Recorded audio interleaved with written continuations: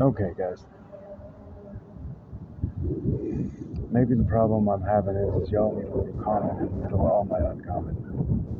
Or maybe I'm a little too, I don't know. A million silver BBs, right? That's stolen from Alex Hormozy, right? No one golden bullet, but a million silver BBs.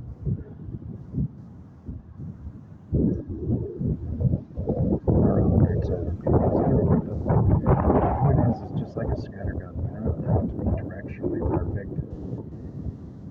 We just have to be, or we don't have to be perfectly right, just directionally right, right?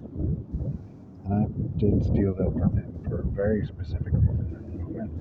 Is we all like all these funny words that Neville used and society uses, and they just have so many barnacles attached to them. If you notice, I'll go toe to toe most of the time with something I think is a silly concept, like affirmations. The other one I want to pick on today is free will. At what point does free will actually end? Well, and here's my experience. I don't know if free will ended there for you or not. You'll have to tell me. But here's my actual experience, right? Free will ended the point I made a decision to enter a state different from the one I was already in. And free will ended when I chose to go into the state I was already in, and free will ended, and free will ended, and free will ended. And free will comes when I have a desire and I move into that, to move into free will to move into that state. I have zero ability to do anything other than live through the story I've chosen. That's where my free will stops. That's been my experience. You can argue free will or whatever you want to do all you want to. I'm not interested, but please, by all means, go ahead, argue. So far, the people who have gleaned the most from me have been the ones arguing or telling me that uh, they're right and I'm wrong, or that I need to make something more personally tangible. Fuck personally tangible. What the fuck is personally tangible mean anyway? That you found a parking spot you're excited about? The, okay, cool, but what was the real desire? You didn't want to walk from 5 miles out, right? So you imagined that parking space because it implied that you didn't walk 5 miles out. That wasn't to do with an affirmation or a prayer, and 9 times out of 10, that's just going to distract you because it's not the real desire. And no matter how often it works over and over and over again, it's because you've convinced yourself that it works over and over and over again. So I've got to point out again, too, it's like, sorry for the sidetrack here, but when you bite your tongue because you're being cautious about hurting somebody, you're not really being nice, kind, or loving, but you appear nice.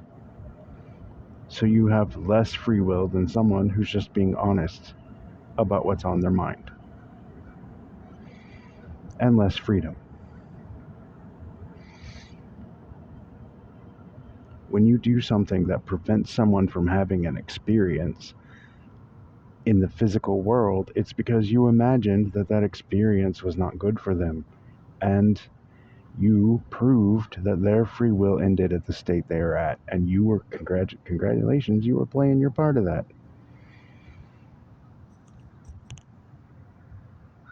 I noticed this when I was going to church a lot and really, really deep diving for truth in all kinds of different ways of study and content, etc., right? So here's my final deal, right?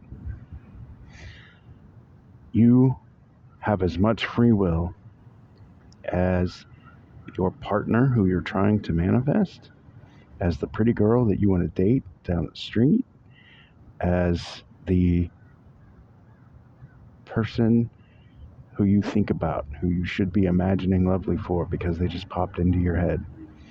You have as much free will, but it ends at the state. If you accept a gift from someone that's just changing state, And just like with a physical gift, if you don't accept it, they have to take it back with them.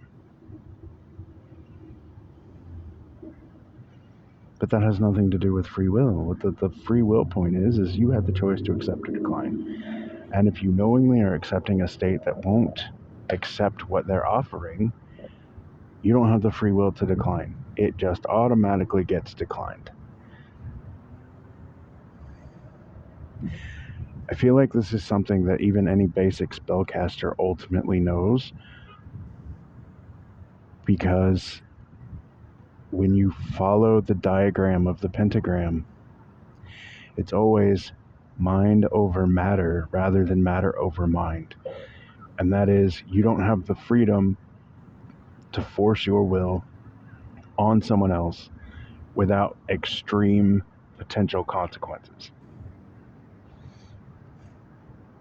And that's just as a spellcaster. That doesn't count towards manifesting or law of attraction or law of assumption or any of those silly things that we all want to do so well that we can make $1 million by breathing.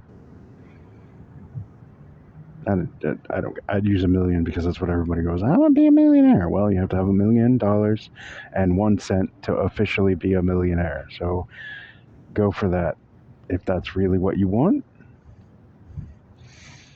I want everyone to know how much I love them and that I'm going to be crass and honest about whatever is on my mind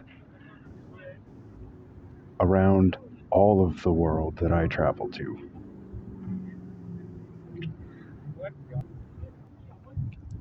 So that being said,